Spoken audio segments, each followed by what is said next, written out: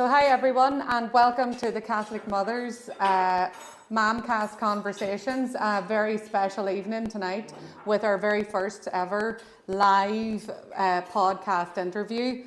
I am delighted to be joined by Scott Watts from Guadalupe Missions, who is currently visiting Ireland to share the message of Our Lady of Guadalupe and encourage a renewed encounter with faith.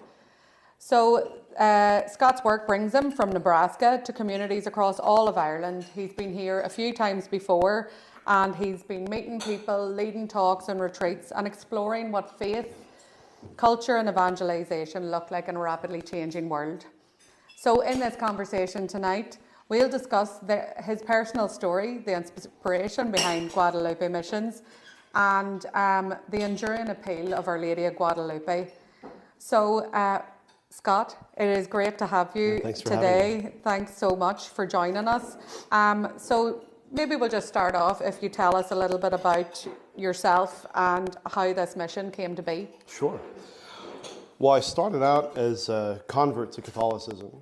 So I spent many years trying to fill that God-shaped hole in my heart with every kind of thing from I was a musician, I was a firefighter, and I tried to do all kinds of different things and nothing really fit.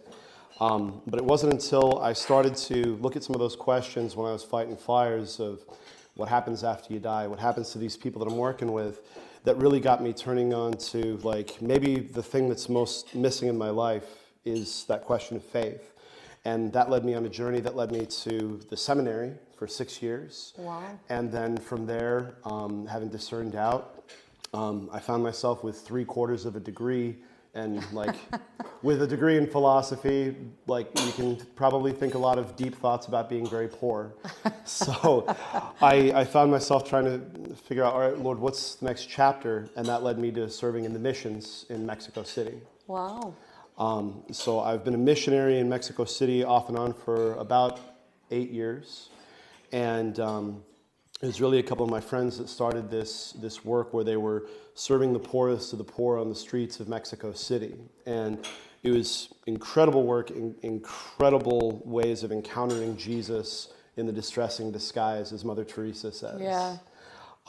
But everyone that was on mission with me, and it was thousands over the years, they were also on pilgrimage.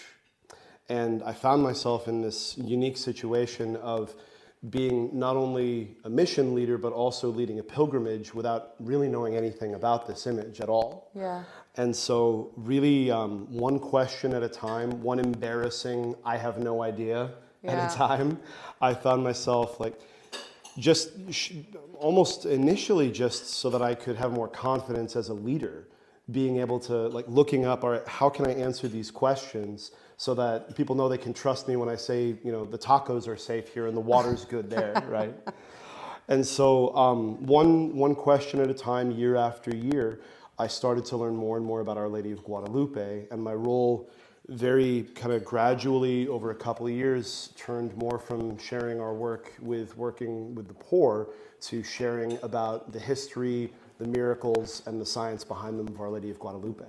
Wow. So then that led you to forming Guadalupe Missions. That's right. And what was your original vision when you set that up, just to bring the message of Our Lady of Guadalupe? Because there's so much to the image. Yeah, there's a tremendous amount that's there. One of the things, I really like working with teenagers, with young people, and really anyone that is kind of young at heart with that. The bluntness and the skepticism that you sometimes deal with.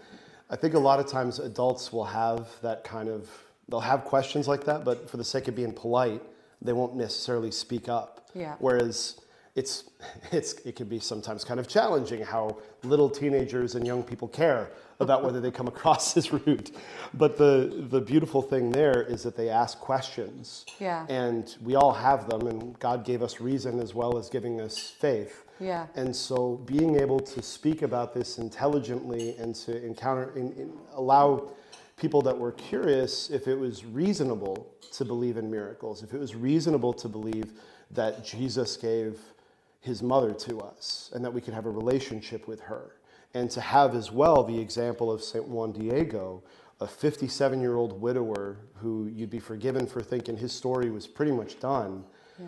His small, humble yes on a commute in the middle of the week that really no one had any right to expect was going to be important at all, that small yes leads to the conversion of the Americas. And so inviting people to see, like, what yeses are you invited to? Yeah, and it's so, I love that about Juan Diego, that he was just going about his day-to-day, the boring, the stuff that we complain about, Right. or that we get fed up with, and that something so spectacular and amazing happened on that day, walking into, was it to his catechism class he was going to? Yeah, on his way to catechism class. Yeah, just on his way to church. Yeah, very good to learn his faith. So you're working away in Mexico City and bringing the message of Our Lady of Guadalupe around, which just to people, did you go out and start bringing it home to Nebraska and around there, or was it just when tour groups were coming in you were doing retreats with them, or what way did that work at the beginning? Sure. So all of it really started with bringing these mission groups from all over the U.S., Canada, and some from Europe as well, to Mexico on pilgrimage. And then when they would come and serve the poor and they'd see some of this stuff and then hear the content about Our Lady, where it was kind of like, it initially started kind of 70% mission, 30% pilgrimage, and it just kind of grew and grew. They would start to say, there were other people that couldn't come on this mission.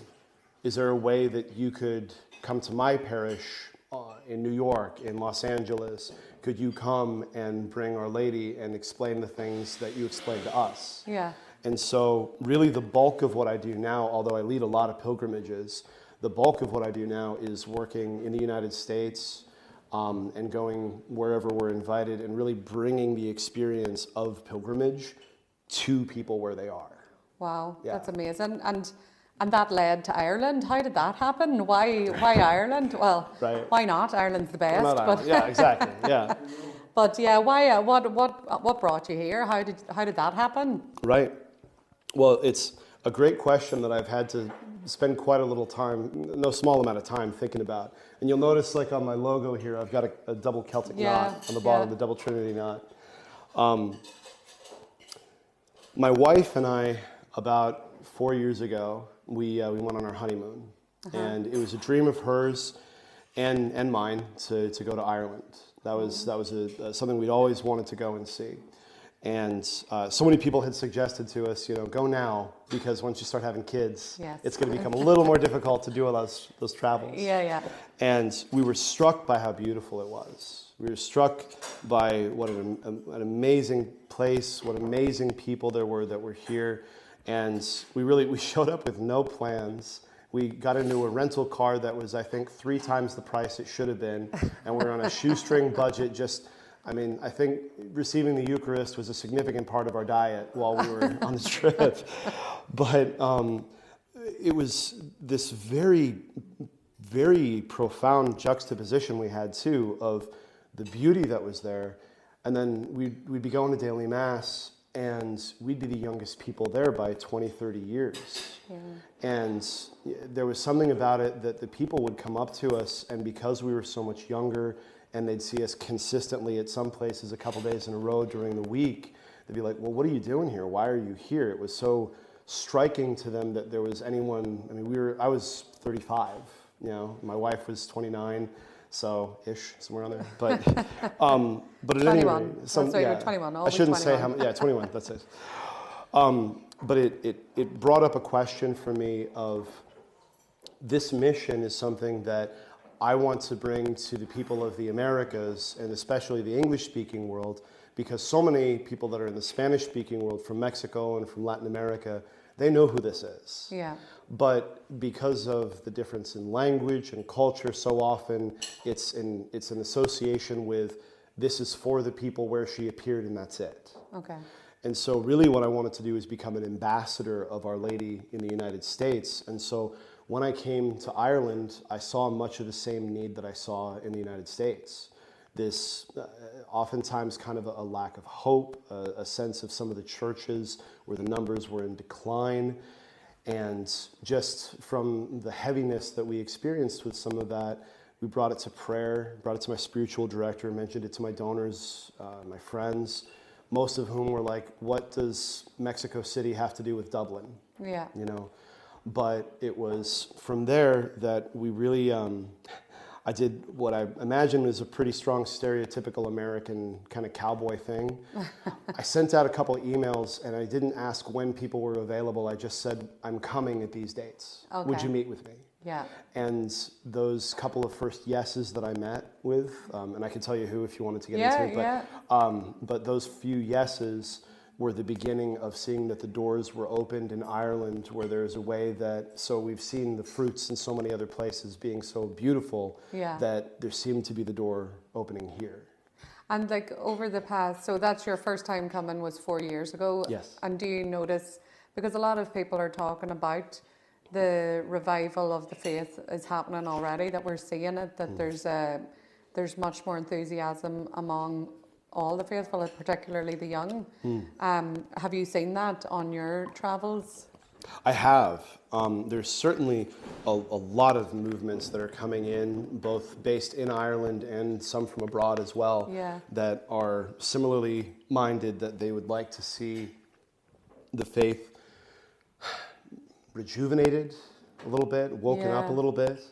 And I've certainly seen that, and it seems like there's kind of more of a chasm that I've seen. And I can't speak to every place, but it seems like those that are interested are getting more and more on fire. Yeah. And those who are disinterested are less and less politely interested, if not like violently like opposed to it, right? It's getting, the divide is getting worse, and we need to see how we can bridge that divide, I suppose, in a way. So, do you know, how would you, when you're talking to people and to everybody here, you know, you touched on it about what has Our Lady appearing in Mexico got to do with Dublin? So we're here in Dublin, and what relevance does an apparition from 1531 at the other side of the world have in 2026 in Dublin today? That's the very question, isn't it? That's the one. Absolutely. I love that question. That's like, yes, that's why we're here. I'm a huge history nerd. Not everyone is, but I am, and I try and make that I try and make that come alive when I share it with people. In 1531, Mexico City was an island in the middle of a lake surrounded by mountains. It was a exotic, wild place to the Spaniards when they first came, and the man that was charged to be the bishop-elect, he wasn't even the bishop of Mexico City yet, Juan de Zumárraga, was this friar from the Castile region of Spain. And when he was first made or told that he would become the bishop of Mexico City, he looked at how few the conversions were, how dire the situation was. There was not only the cultural barriers, but there were the linguistic barriers that were there. There was so little interest in the faith of Christ, of the Catholic Church, that he wrote in a letter that we have the document that he wrote to, I think it was King Charles in Spain, and he said, without a miracle, I fear that all of Mexico is lost. And it was months before a barefoot 57-year-old hobo wearing a cactus fiber poncho shows up and knocks on his door saying that he met Our Lady, right? But it was in that situation when things were darkest, when things seemed that they were in decline, when the world would tell you, this is a failure, this is going away, it's not going to get any better. Maybe it'll improve here and there, but not the kind of things that you're hoping that it's going to be. Into that darkness and into that hopelessness and into the lie of that hopelessness, that's when God sends Mary. That's when Mary comes, and the beginning of the largest conversion in recorded history happens, of 9 million people in less than 10 years, through one humble guy on a commute that said yes to go and listen to some birds on a hill, right? Yeah. Now I look at places like, true enough in America as well, but in Ireland as well, where it's like there's places where things are improving, there's things where they're going in decline. And I've had some people that have said to me, religious priests and lay people alike, that have said Christendom and like Catholic kind of cultural just comfortability is kind of gone in Ireland. And so it's really the faith that remains, but that it's not looking as optimistic as we would like.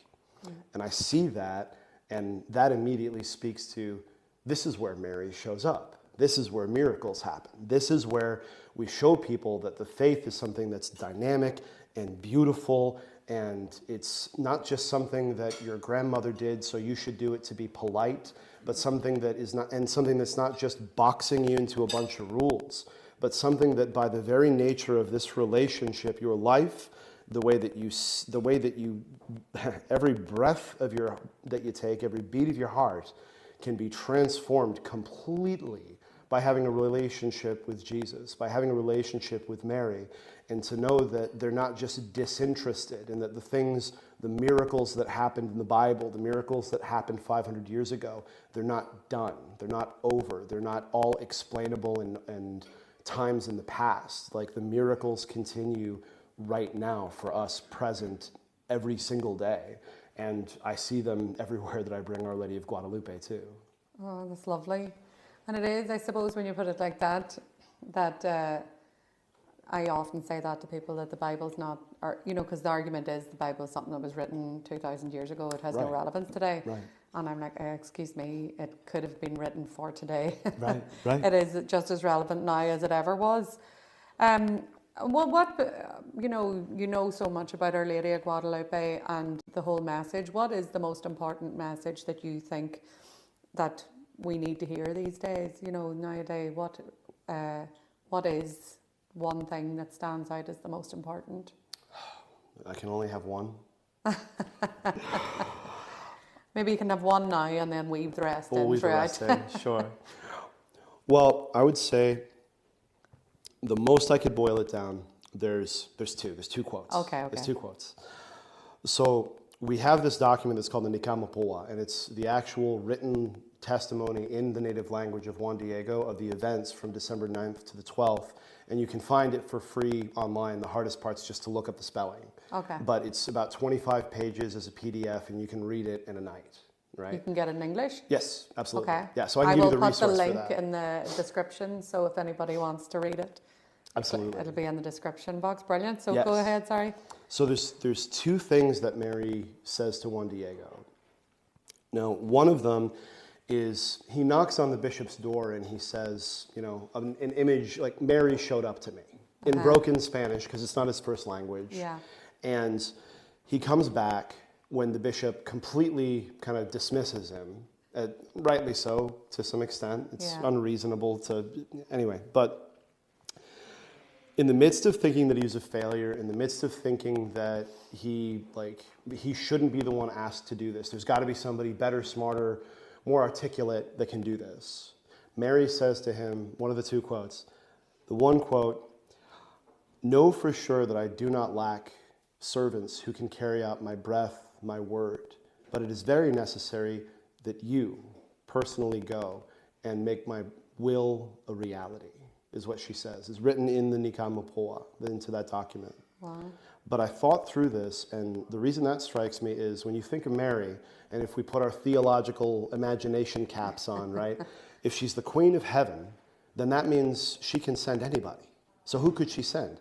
She could send to have the church that she asked Juan Diego to have built on the hill. That's why she's having him talk to the bishop. Mm-hmm. She could send an angel. She could send Gabriel, to speak to the bishop. She could, if she wanted to, send, he's a Franciscan, Francis, and he would immediately believe it. And even more so, she could go herself directly, and Juan Diego's completely unnecessary in this. But because God doesn't do useless things, and neither does our mom, she chooses this humble guy where it would be hard, it would be challenging, and it would be a surprise that somebody like him would be chosen for something that's literally hinging on the conversion of the Americas, on a 57-year-old widower on a commute. And I think that's so powerful because that message is one that's to all of us, because there's always somebody that's better that God could pick to do a thing.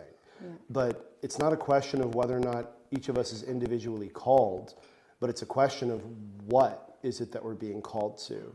And I think that if Our Lady can teach us just to open our minds, open our ears to receive that reality that we are all individually called to serve, to carry out that message in some way.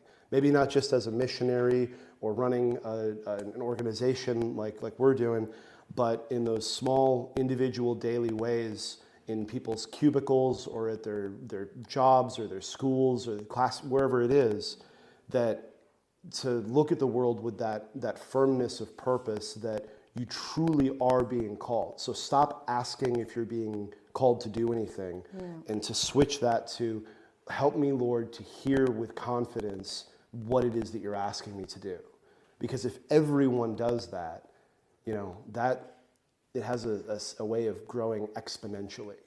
Because you see someone who lives it out genuinely, somebody who looks for that opportunity to be kind to somebody that you wouldn't like to be kind to, or to reach out when you've already done it 100 times and ask somebody if they want to pray a rosary or go to mass or go to something like this, and to still have that hope. That is the kind of thing that, well, Jesus did it with 12, and look where we are. Imagine if we had 12 in Dublin. Yeah, that's it, and it's the yes, but it's throughout history with heaven. When they come to the lowly. That's who they come to. And I think with Our Lady of Guadalupe, she's not, even with heaven, we have hope with Juan Diego because he had no knowledge. He didn't really know, but he could understand. It's easy for people now, even if they don't have much faith, if you're new in your faith, the message is so powerful and clear. It can reach anybody, I suppose, is what I'm trying to say. Yeah. Is that your experience? Is it faithful, or have you found that people even with no faith drawn to it as well? Absolutely. That's the thing about with this image especially. I really think, Mary doesn't do anything apart from Jesus, and Jesus doesn't do anything apart from the Father, and there's something in God for everyone. Whether you have a particular interest in one thing or another that could be different from someone else, there's always something that's there. Yeah. And I think so too, whether you're a biblical scholar, or whether you're somebody who has a job and you've vaguely heard about Jesus and never really looked much into it. Yeah. Regardless of what the level is that's there, this draws people from all over the world. I mean, so many of the homeless people that I knew in Mexico, they couldn't even be a part of a parish. They really didn't have an address to be a part of that. And yet when I would bring Our Lady into onto the streets or into the city dump communities that were there, everybody knew who that was. And there was immediately at least that sense of an air of that kind of peace or reverence that was there, that even without knowing much, there was something there. There was an openness that we could then share more. Yeah. And open that up for them. That's lovely. And I suppose too, there's a lot in this image that didn't come out for years with the development of modern technology. So there's the whole scientific backing of this image, which I absolutely love. Me too. So I want to, dig into that with you now. I know I'm not going to make you say just one, but what is the most compelling thing about this image, that the evidence of this image? What is the most compelling piece of evidence about it? Well, there's 15 of them. It'll take 3 hours. We're going to go through each one. No. No, we're out in a half an hour. Half an hour, all right. Well, I'll give you guys the Reader's Digest version. The thing that I love about this image is that, as you said, the more that we have the ability to investigate, the more that it's not something where we're disproving it brings more and more questions. So just to look at briefly the image itself, I have on the table here this piece of the maguey fiber, right? Yes. So this is what she appears on, and it's made from this tiny, thin, fragile material from a cactus with this tiny little fiber. It's a lot of people here have compared it to like flax. Okay. But like if you twisted each one of these from a spine of the cactus, that's what each of those fibers is. And so to begin with, that material should have fallen apart within maybe 6 months to a year. Yeah. And how long is this bit made? This one was only a couple of years ago, and it's already, you can feel it kind of fraying. Yeah. So just to begin with, the very Do you want to nature, pass it round? the very nature of the image itself shouldn't be, regardless of whether you even get to what's on it. Yeah. Right? And then this has been tested not only with like being just existing for almost 500 years, but it's been abused with like hands and oil and dirt and candles and the smoke from the candles and incense and ultraviolet light. So this has been really through the ringer in terms of like what that physical material should endure. And yet this image was taken in 1999 within the vault, and this is still what you see. So then just a couple of scientific things from that altogether. There's no brush strokes on the image.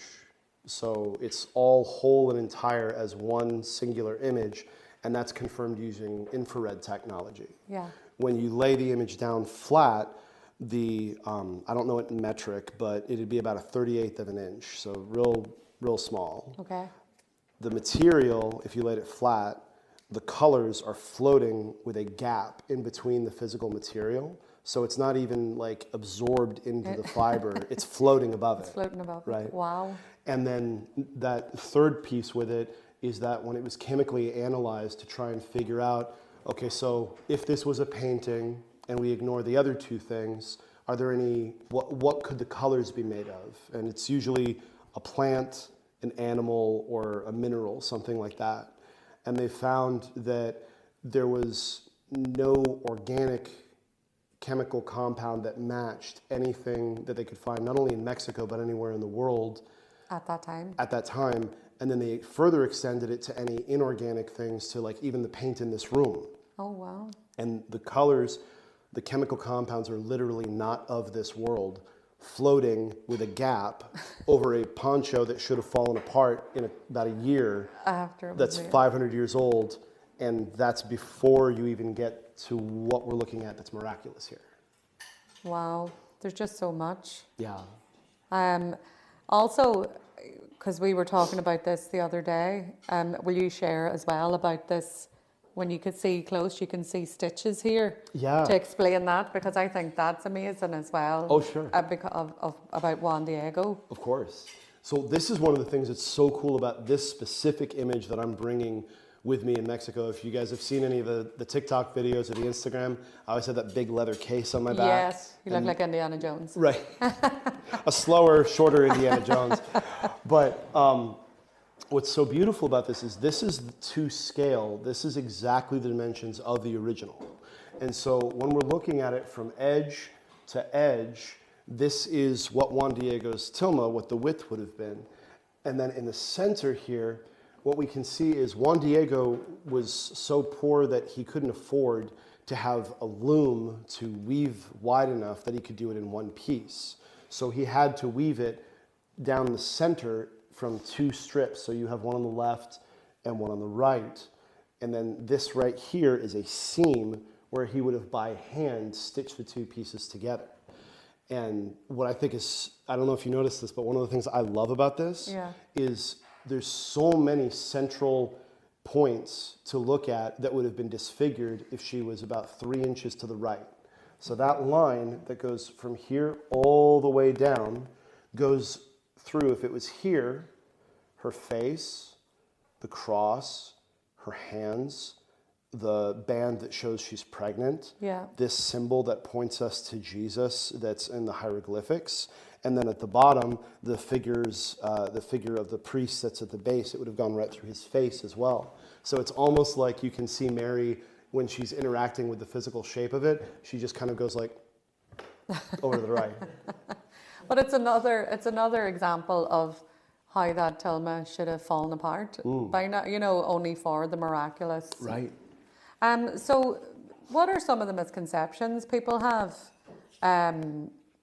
about Our Lady of Guadalupe? Yeah. And how can you balance faith and scientific inquiry? Because these are all, you sort of think that, this is scientific fact, but then your faith is not based on scientific fact alone. I suppose it's reconciling all of that, because still people don't have faith, which I find a bit baffling. Like, look at this miracle, all these scientific facts blacken it up, and people still don't accept it. Right. So, how do we solve the question of faith and reason? Yeah. We have put those three quarters of a degree in theology to good use here now. I'll see if I can get some grease on the wheels here. Yeah.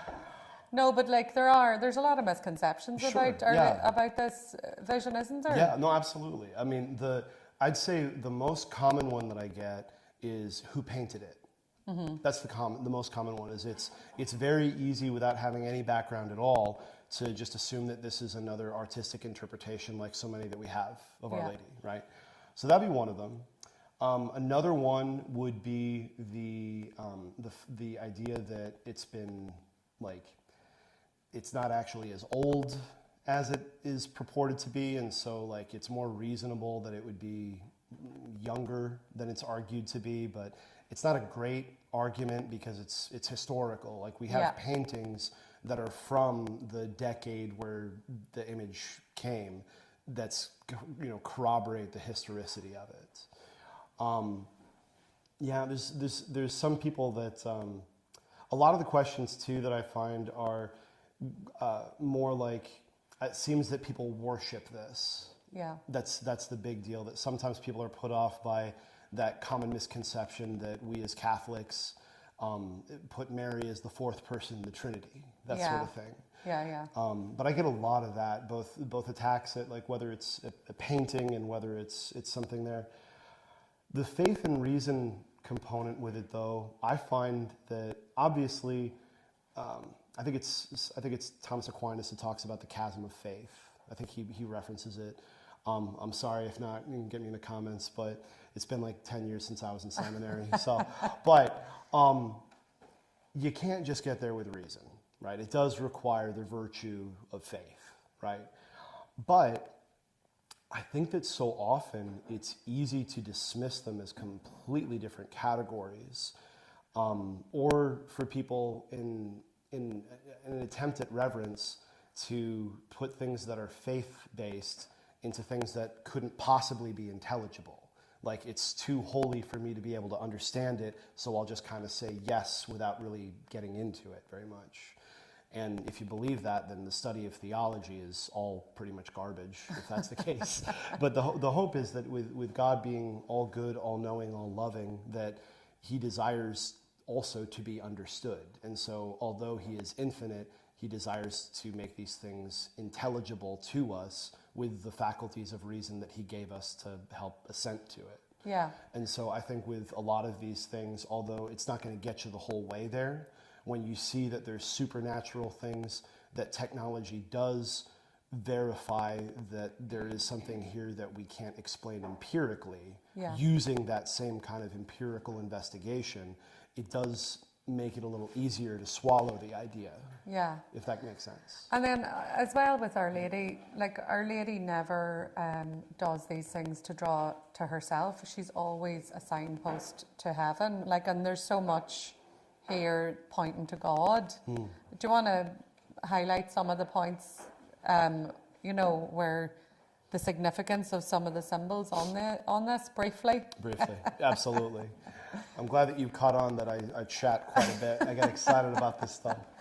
Well, sure. Well, the thing I love about this is, like, I was a Protestant convert. I was Southern Baptist, and I had those same misconceptions about Catholicism.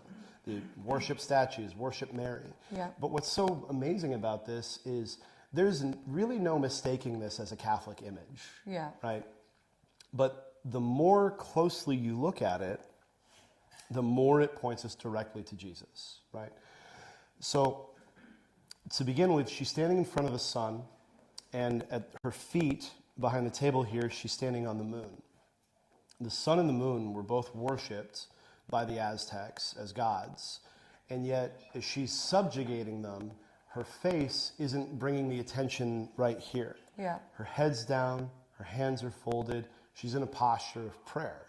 And so immediately you see that while she simultaneously says, I'm more important than these false gods that you're sacrificing people to, I'm not to be worshipped because I myself am the first one to tell you there's someone greater than me that I bow my head in humility to. So at her, like at a glance, to the very start, it's always to God, always to Jesus. Yeah. When you look at her features, her hair is parted down the middle, and for the Aztecs, that identified her as an unmarried virgin. And yet, contradicting it, if you hold your hands, right here, you would find that it'd be right on your rib cage, would be where the tassels would come down here. This is her sash or a belt that's being held not at the waist but up here, and the reason for that is to highlight a baby bump when you're pregnant, right? So don't make her lift heavy things. She's pregnant. Yes. So you have a pregnant virgin.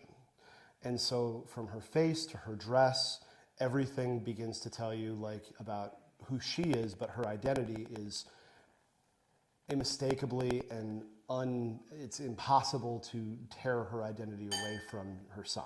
Yeah. Yeah, that's amazing. And the colors as well, there's significance even behind the colors of her veil. Yes. Yeah. Go for it. Yeah, absolutely. I love it. I think everybody needs to know it. For sure. Well, it's actually, it works really well because good interviewing. It works really well with tying it all together, right? Yeah. So this color here is a blue-green color that's called Quetzal. Can our audience say Quetzal? There you go. It works for kids to remember. It works for adults. So Quetzal. Quetzal. There it is. You at home.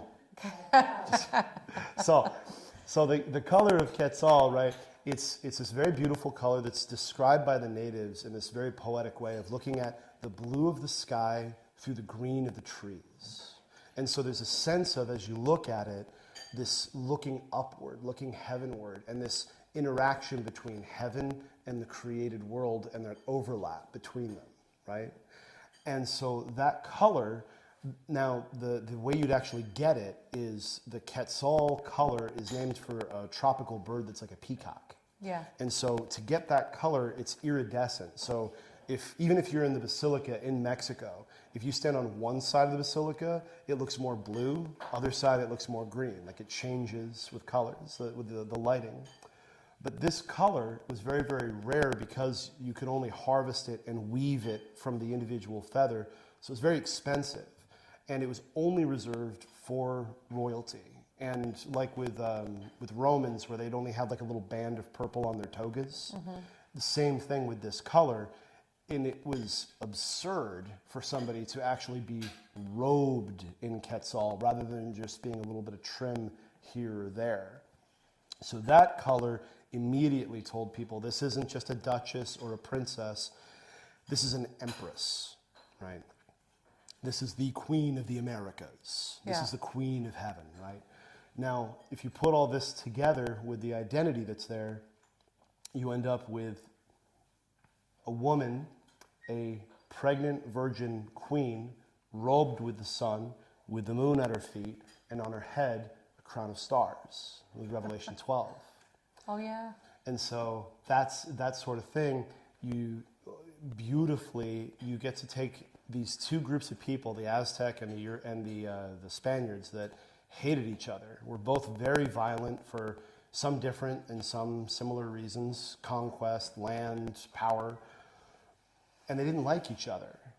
But yet this is like a treasure map that in more than one ways is cut in two, where on one side it requires the cultural understanding of the Aztecs who needed desperately to receive the message of Christ. Yeah. And then on the other side, the conquistadors and then the Spanish missionaries who understood all the theological significance but didn't know the cultural part. So by putting that together, you would now know this band means a pregnant woman. This part means a virgin. So now what does that mean, Catholics? And then they can explain it. So it initiates a dialogue. Bringing them together. That's it. And with her even with her very face, she's not quite native and she's not quite European. Yeah. She's a mix of both. And in and of itself, that is something that was unheard of 500 years ago. And so she's showing a coming together in love of two peoples that were violent and couldn't stand each other. And then suddenly the unity and the love in that beauty and that creation brings about the conversion and the unity of everyone. Beautiful. That's lovely. So I want to, because we don't have all night, unfortunately for you, to talk a wee bit about the new podcast that you have started, the Guadalupedia podcast. So it's just new out. I think you're only on episode 3 or 4, is it? Or have you more than that? Oh, we're up to 5 or 6 now. Oh, 5 or 6 now, right? Okay, I'm old news here. So tell us about that. Like, why start that? So that's only started recently in the past few months. Yeah. So what was the thought behind doing the podcast? Yeah, it's super new. And if you've seen any of the videos with me and the very, very like Olympian-sized priest that has been traveling with me, Father Brett Jamrog, who's in the back being awesome in the back hiding and praying for us. Hi, Father Brett. So the idea being, we met because I did a parish retreat at his parish, and it was so fruitful, and there was such good stuff that was going on there. And we really took to enjoy working with each other. And the idea came that so much of this has been by word of mouth, that people have been finding out about our mission. And not only finding out about our mission, but about Guadalupe herself. Yeah. And we were thinking, maybe there's a way that we can share this information in a bigger audience, get it out there. And also, I often say, I think there's a special place in purgatory for people that make theology boring, right? And I think it's funny, and like any good joke, it's funny because it's also kind of true. Because if you're trusted with teaching people about this stuff, if you make it boring and people shut down, then they're not learning about their faith, and if they don't follow it, that's kind of on you a little bit. Yeah. And so the idea being that to make this something that's not rigidly academic, make it something that's not like 3 hours long, but something that's, about 30 minutes, and we have a little banter and we joke around a little bit and we talk. And I happen to know more about Guadalupe. Father knows more about other stuff. Yeah. And he asks me some questions, and then we have a dialogue about like, all right, cool. That was neat. How does that relate to our lives today, and what can everyone else use that for? And so we go through, and just kind of little bite-sized bits, we're going through different sections of signs and symbols, historical contexts, the figures of Juan Diego, the bishop, the uncle, the words of Our Lady to St. Juan Diego and how they apply to us, and all kinds of different little nuanced parts, so that people can just kind of listen to it for a half an hour, listen to us be kind of goofy and have some fun, and maybe learn a little bit step by step, poco a poco along the way. Yeah. And I suppose that's good that you can, it's on YouTube, it's a YouTube channel, is it? Or is it on your website, or both? So people can go to guadalupemissions.org, but we're also on YouTube under Guadalupe Missions. It'll be everything will be tagged in the video, in this YouTube video as well, so there'll be links to everything. That's right, Spotify and Apple, and that's all of it. Everything? Yep. And so you're just going to keep, how often do they come out? Are they weekly, monthly? Or? Doing them about a week, once a week. Once a week. Mm-hmm. So over the next year, you'll have a whole catalogue of everything there is to know about Our Lady of Guadalupe. Yeah. Well, we're hoping it's going to be, like, we'll see how it goes. We started by going through and planning out like 8 seasons. Oh, wow. Like, well, is 8 seasons going to be a year, or is that going to be 8 years? But we're figuring it out, and it's new, and we're still getting our sea legs under us. Yeah. But the hope is that we could start with learning about Guadalupe, and then just kind of see what other topics come in, what guests we can bring in, and what stories we can share too, because a lot of what we're doing is each place that we go, when we're bringing this image, we're still seeing miracles, conversions, healing, We've seen it even on this trip. Yeah, well, that's what one of my questions as well was like, you have loads of personal testimonies from people that you're bringing this image to and that you're seeing miracles happening and hearing, getting feedback as well. Is there any you can share with us now, maybe briefly? Briefly, yeah.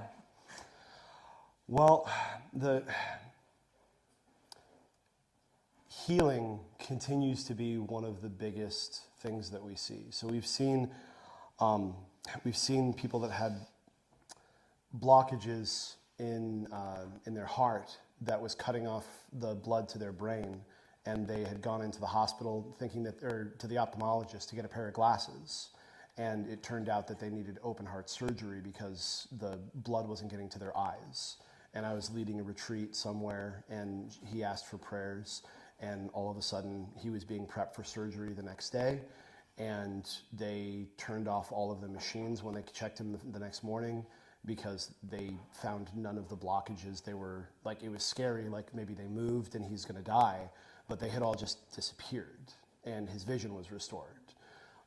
We've had people with breast cancer, ovarian cysts. I've had people that had arthritis that was so bad that they couldn't open their hands that gave me a handshake when we left. Wow. And on top of that, just the interactions that people have even with copies. Much of the supernatural things that you can read about temperature or breath, things like that, manifest even with these copies. And so we see a lot of miracles just of people touching and praying with the image as well. Amazing. And you're coming to the end of your trip now. This is your last day or two in Ireland for this occasion, but you'll be back? Yes. And please God. Will you be doing, what do you hope to do when you come back to Ireland? Like, what is it that you're wanting? What's the desire or the aims when you're coming over here? Yeah. My heart is very much in this mission. So whenever I see that there's a lot of fruit, that's where I want to go. If there isn't fruit, then we don't need to be there. Yeah. But every time that I've gone to Ireland, it would start with maybe, 1 or 2 or 10 people, and then all of a sudden by word of mouth, I'd be so busy with nothing else planned for the next 8 days that we'd have to plan the next trip and overlap them. But my hope is, I'll definitely be back in Ireland in March. Yeah.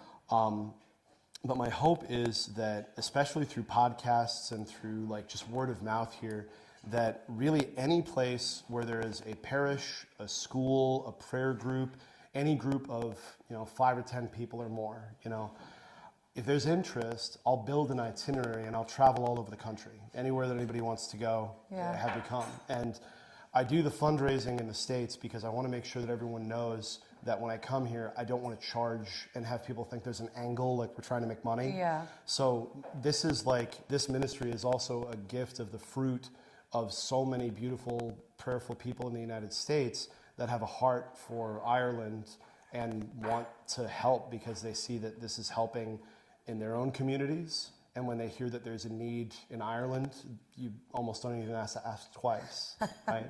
But my hope ultimately, Sinead, with this is that, please God, my wife and I, she still works full-time as an OT. Hi, Sydney. And our hope is that we can fundraise enough in the States so that we can do the whole full-time homeschool missionary life together with our kids. And so that would allow us to then be able to come and spend maybe, a month to 6 months of the year in Ireland with our family, and then getting to know people and getting to know, be a part of the community wherever in Ireland that would be, to then get to know people and not just come once. It's hard to get to know somebody in a week at a time. Yeah. But that's really what we're committed to, and whether it takes a year or 5 years, our hope is that we can really give our hearts to this place that God has so profoundly touched our hearts in. Yeah, and before we came on air, I was telling everybody here that you've only been here for a week, but you have been at the Fla. You spent a couple of days up at the Fla. Yeah. You've been in Monaghan and in South Armagh and now back down to Dublin again. You know, throughout all the travels and chats that you've had with everybody, what gives you the greatest hope for the future of Ireland?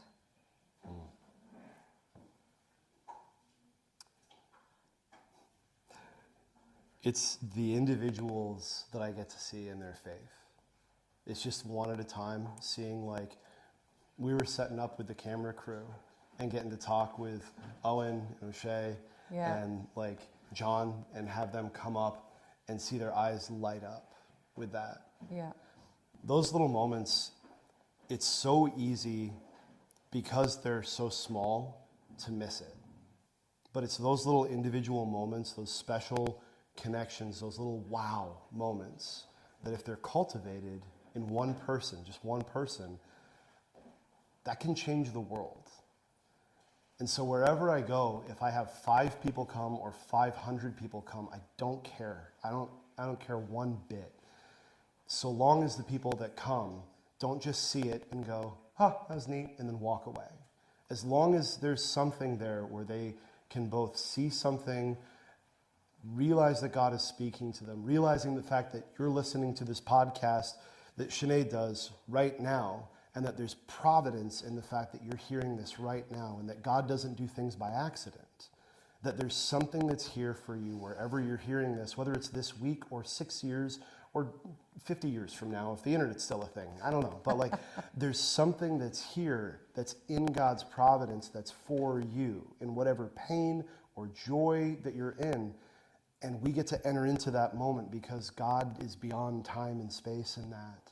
And so just what gives me hope is just it's going to sound so corny, but it's just every single person that I get to see just light up or switch on just to see a little bit of that. Mm-hmm.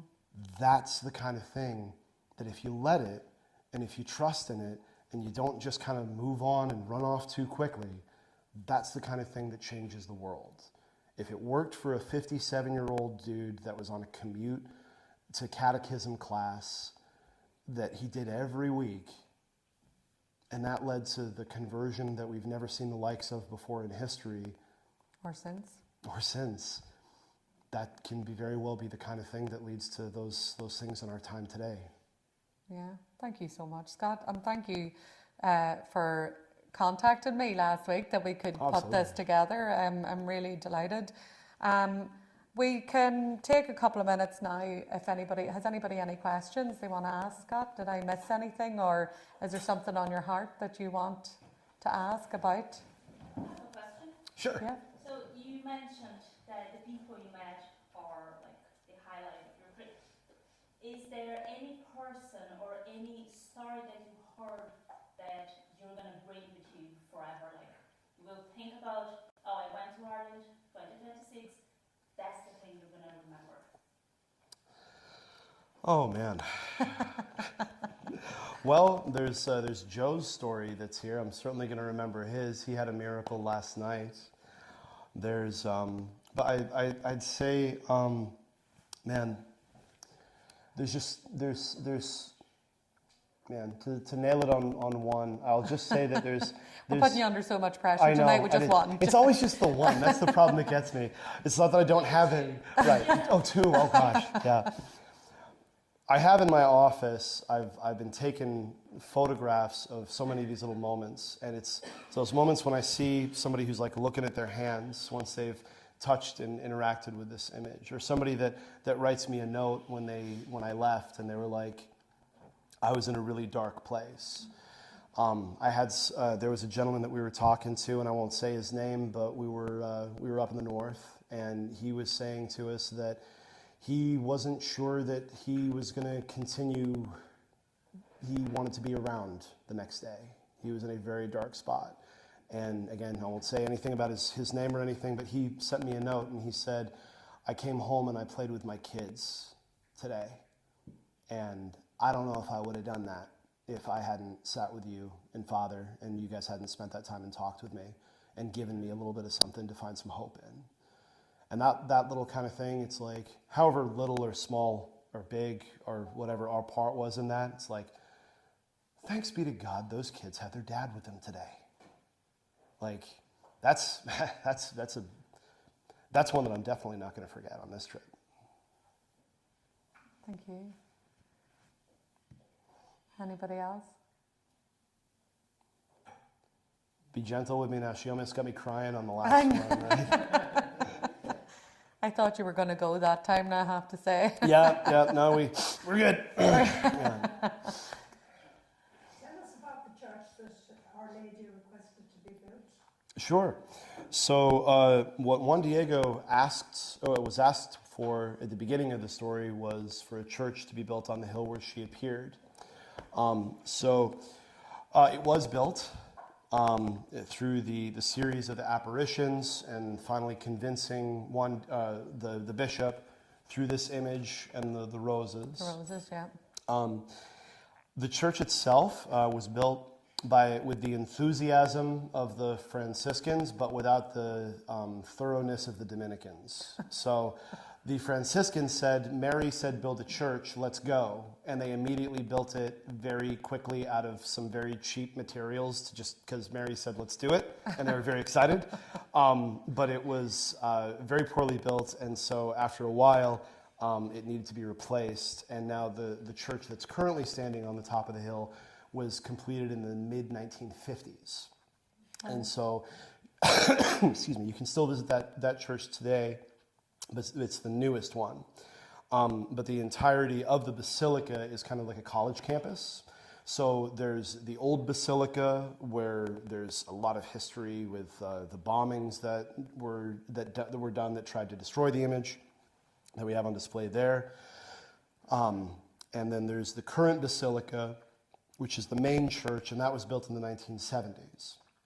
And so there's another church that's the historic place where Juan Diego was a hermit after the apparitions, and where everyone would come and meet him before they would go and get baptized. And they would, much like what we're doing here, they would take the image, set her out in the ground, everyone would sit in a circle, and he would tell the story, just like we're doing right today. And so you can visit all of those places, and it is my hope at some point to take a pilgrimage from Ireland. Oh, wow. So we can do it, aside from the flight, we stay in a small convent that's really cheap. The tacos are amazing, and we're about a 5-minute walk from the basilica. There it is, yeah. So if you'd like to, you can see it for yourself. Yeah. Well, that's all we have time for. Oh no, one more question, sorry, I better. Yeah, on some of your literature there's a wee sentence there, am I not here? What's the significance of that? It seems to be important, it's on the literature and that. Yeah. You said that. Absolutely. That's the second That's quote the I second wasn't quote allowed to you say. didn't. No, I'm I just never kidding. said. No, I'm just kidding. No, with whatever few seconds we've got, Yep. the words that Our Lady says to Juan Diego on the wristbands that you Yep. guys have are in the midst of thinking that he's, in the midst of being concerned about the death impending of his uncle. He was rushing past Our Lady on the day that he was supposed to receive the miracle of the flowers. And he avoids her. And she comes down and meets him where he is, both physically and emotionally and spiritually. And his concern is that he needs to rush off to get a priest for the last rites for his dying uncle. And he doesn't even think to ask Mary for a miracle. And I think that's so true for so many of us, that we wouldn't ask for the big things because they're too scary, you know. But what Mary says to console him and to heal his heart when he's running away in a rush, she says to him, am I not here, I who am your mother? Do not fear the sickness. Do not fear any sharp or hurtful thing. Are you not in the hollow of my mantle, in the shadow of my embrace? Do you need anything more? And am I not here, I who have the honor to be your mother? And so if you see anyone in Ireland who's wearing one of these blue wristbands, on one side in shorthand it says, am I not here? And then, because we want people to learn that it's not just about it being for the people of the Americas or for those who speak Spanish, we have it Ascuelga nach fuilm me anseo. Yeah, nach fuilm me anseo. I love it. And there's one for everyone in the audience. Yeah. Happy days. So thank you so much for being here, everybody. And thank you, everybody who's watching on YouTube. If you like the video, please share it with all your friends and share the message of Our Lady of Guadalupe. Hit like and subscribe both to Catholic Mothers Ireland, to our podcast, and to the Guadalupedia, Guadalupe Missions, and just all these amazing things that are available to help you grow in your faith every day. God bless.